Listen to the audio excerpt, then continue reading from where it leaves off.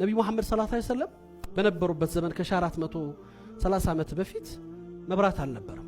አንድ ተሚም ዳሪ የሚባል ባልደረባቸው ነው ለመጀመሪያ ጊዜ ሐሳብ አሰበና ጧፍ ገዝቶ መጥቶ 3 ጧፍ ለኮሰ መስጊዱ ላይ። ለመጀመሪያ ጊዜ መስጊድ በርቶ ብርሃን ሞልቶ ታይ። በጣም ተገርመው ፊታቸው በርቶ በደስታ ማን ነው ይሄን ያደረገው ብለው ጠየቁ። ሰውየው ደግሞ ያደረገው ትንሽ ነገር ነው። እንዴት እኔ ነኝ ይበል ነብዩ ፊት መናገር አልፈቀደም። ሁለተኛ ጠየቁ። ሶስተኛ ሲጠይቁ ግን እሳቸው እየወተወቱ ዝም ማለት ከበደውና እኔ ነኝ አላቸው።